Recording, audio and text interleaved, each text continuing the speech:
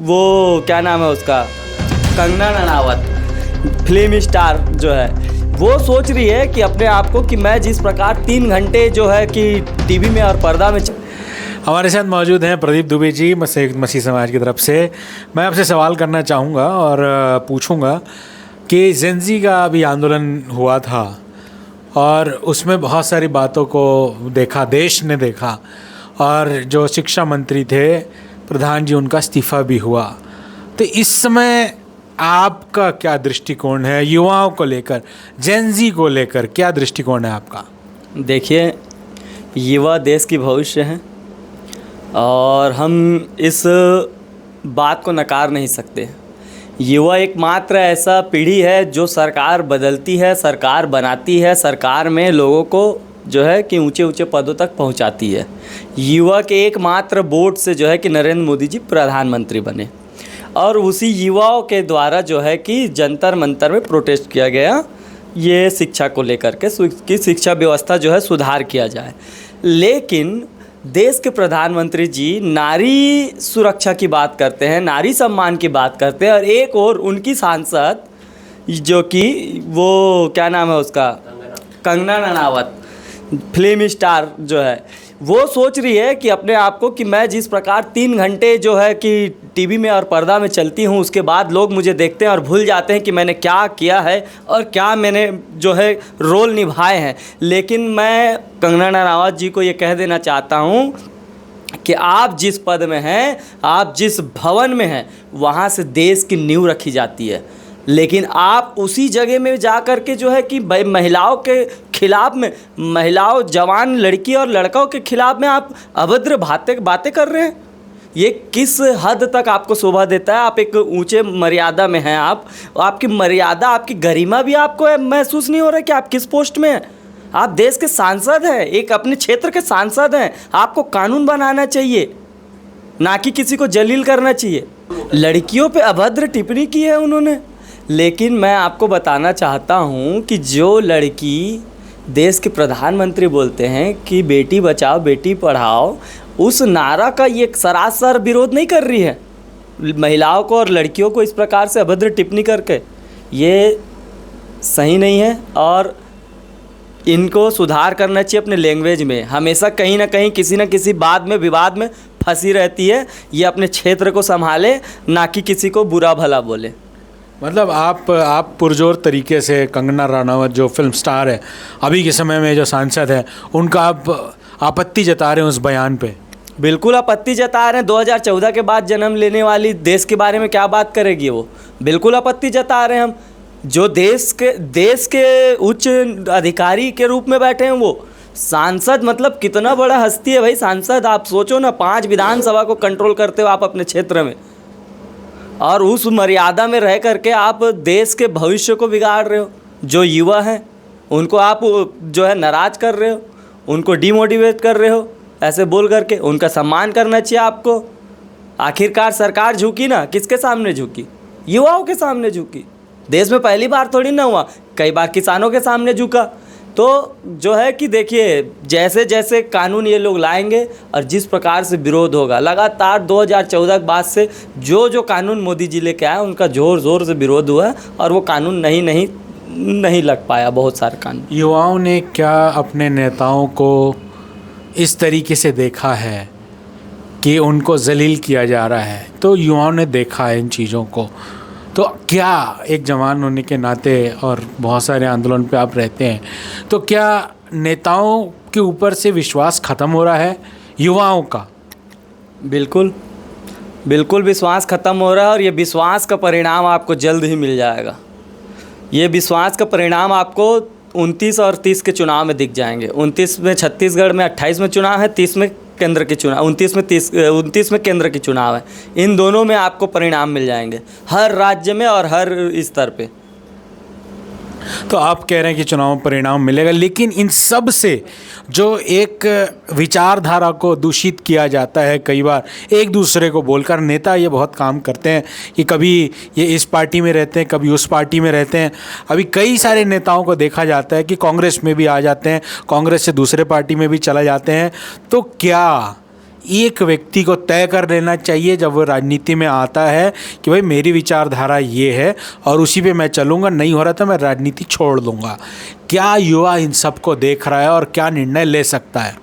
बिल्कुल, आपने जो प्रश्न किया है उसका अच्छा जवाब मेरे मन में आ रहा था कि मैं ऐसे विषय में जवाब दूं।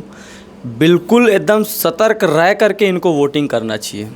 जो लोग दल बदलू हैं या पार्टी छोड़ करके दूसरे पार्टी में, देखिए जब गवर्नमेंट कांग्रेस की होती है ना तो भाजपा के लोग कांग्रेस में जाते हैं, और जब भाजपा की गवर्नमेंट होती है तो कांग्रेस के लोग भाजपा में आते हैं। ये उनकी व्यक्तिगत विचार है, लेकिन आपको वोट देने का अधिकार है तो आप सोच समझ के वोट दीजिए कि भाई ये जब अपनी पार्टी का हितैषी नहीं रहा, ये अपने लोगों का हितैषी नहीं रहा, तो फिर जीतने के बाद क्या ये आपका सम्मान करेगा और आपके हित के लिए काम करेगा? जो पार्टी बदल सकता है वो कुछ भी कर सकता है। तो ऐसे लोगों से भी सावधान रहे और उनकी विचारधारा को समझिए जो चुनाव लड़ रहे हैं, चाहे वो निर्दलीय हो, पर उनकी विचार को समझिए। मतलब आप जिस इस बात को कह रहे हैं कि पार्टी इधर उधर जा सकते हैं लोग, लेकिन विचारधारा से समझौता नहीं कर सकते, ये कहना आपका? विचारधारा पे समझौता नहीं करना भी चाहिए, क्योंकि भाई देखिए आपकी व्यवस्था जो है कि शिक्षा में गड़बड़ाई हुई है ना। आज हमारे छत्तीसगढ़ में ना जाने कितने सारे स्कूल बंद हो गए, सरकारी स्कूल, कितने सारे जगहों में बाढ़ से ग्रसित हो चुका है, पानी भरा हुआ है शिक्षाओं के जगह में। जो जगह सुधर नहीं सक रहा है तो उसका विधायक को आप चेंज कर दो ना, आपके पास तो पूरा बहुमत है। आप यदि वोट चेंज कर देंगे आपका पूरा बहुमत चेंज हो जाएगा।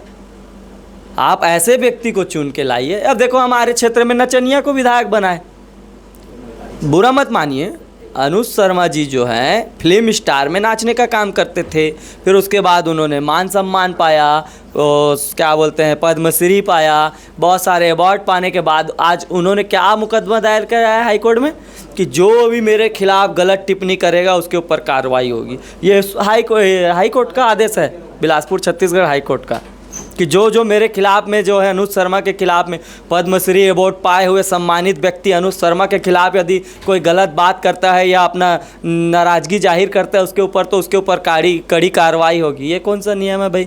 लोकतंत्र है, उसको बोलने का अधिकार है। तुम आलोचना सुनने का हिम्मत है तो सुनो, नहीं तो अपना पद छोड़ो, निकल जाओ। क्यों बने हुए हो पद में?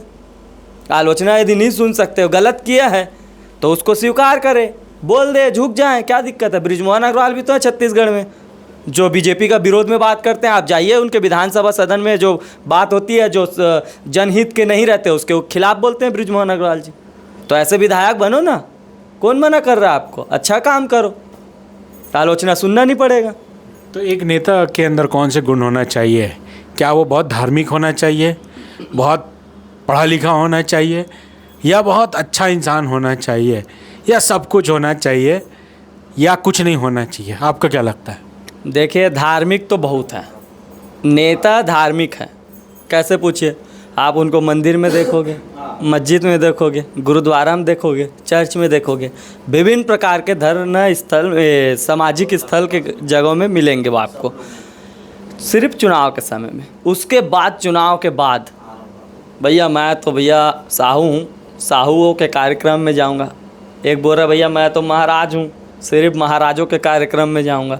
एक बोल रहा है भैया मैं तो ST SC हूँ, मैं तो ST SC के लिए सोचूंगा। जीतने के बाद जो स्वभाव चेंज होती है ये नहीं होना चाहिए। जो स्वभाव आप शुरू में दिखाए, सभी धर्म के लोगों को अपनाएं और उनका वोट ले लिए, उसके बाद आप उनको छोड़ दिए अनाथ, ये सरासर अन्याय है वोटरों के साथ। जो लोग वोट दे करके आपको चुनते हैं, तो आपको बिल्कुल सशक्त और मजबूत यदि बनना है तो सभी वंचित वर्ग पीढ़ियों को लेकर चलना पड़ेगा, तमाम जातियों को लेकर चलना पड़ेगा, क्योंकि आप एक जाति के वोट से नहीं बने हो। आपको सभी लोगों ने वोट दिया, तब जाके आप जो है 50,000 वोटों से जीते हो।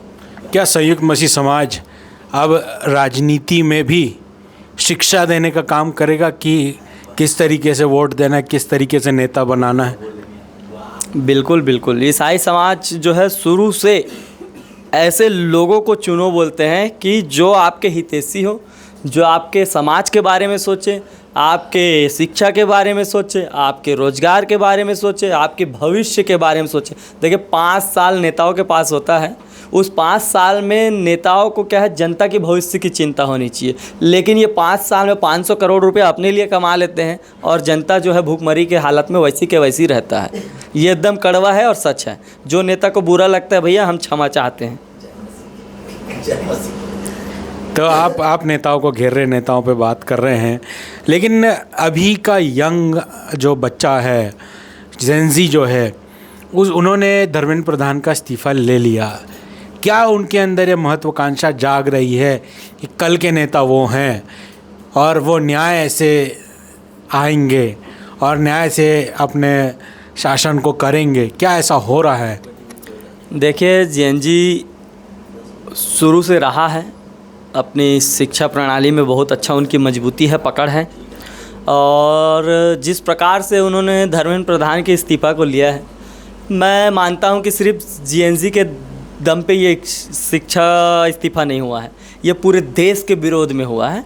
तो इसमें उनको ये गर्व नहीं होना चाहिए कि हमने इस्तीफ़ा ले लिया। भैया, आपके सपोर्ट में देखिए, मैं भी गया था दिल्ली, मेरे को कोई मतलब नहीं है, मेरे को पढ़ाई भी नहीं करना इसके विषय, लेकिन मैं भी गया। किस लिए गया?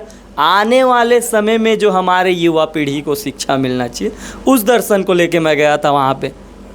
यदि ये राजनीति में आते हैं तो अच्छी बात है, राजनीति में आए, क्योंकि ये तो नीट के एग्ज़ाम को क्लियर किए हैं, नीट के एग्ज़ाम दिए हैं, तो उनको ज़्यादा अनुभव होगा। लेकिन सब के सब राजनीति में आएंगे और सिर्फ नीट के एग्ज़ाम में बात करेगा, तो फिर बाकी मुद्दे में कौन बात करेगा? मतलब मैं कॉकरोच जनता पार्टी की बात नहीं कर रहा, लेकिन मैं आम युवाओं की बात कर रहा जो वहाँ थे, और आप भी गए थे, आप कह रहे हैं, तो वहाँ पे क्या माहौल था, क्या दिख रहा था आपको? बिल्कुल जिस प्रकार से मैंने देखा, दिल्ली में गया, जंतर मंतर, सुबह 5 बजे मैं पहुंचा वहां पे। सबसे पहले अपना फ़ोन निकाला, वीडियो बनाया और उसमें ये कहा कि इन युवाओं का क्या कसूर है कि आज ये धरना में बैठे। आज सरकार कहाँ सोई हुई है कि आज युवाओं को इस प्रकार से अपना घर द्वार छोड़ करके जो है सड़क में, फुटपाथ में सोना पड़ रहा है। तो युवाओं के अंदर जो बोझ था, वो आज की बोझ को लेके नहीं था, वो आने वाले समय में जो नीट एग्ज़ाम देंगे बच्चे, उनकी भविष्य की चिंता थी उनको। इसलिए मैं उस समर्थन में गया था और मैंने देखा सचमुच में युवा ने बहुत मेहनत किया है, उनको बहुत बहुत धन्यवाद करता हूं। और धर्मेंद्र प्रधान ने इस्तीफ़ा दिया है, तो देश के तमाम युवाओं को बधाई देता हूं, शुभकामनाएं देता हूं, आप सभी को प्रणाम करता हूं इस चीज़ के लिए। लेकिन युवा, जैसे कि मैंने आपको शुरू में कहा, युवा देश की भविष्य है। तो युवाओं को राजनीति में यदि आ रहे हैं तो बिल्कुल उनका स्वागत है, उन्हें आना चाहिए, अपनी विचार रखना चाहिए, और वो क्या काम कर सकते हैं वो भी लोगों को बताना चाहिए। Thank you.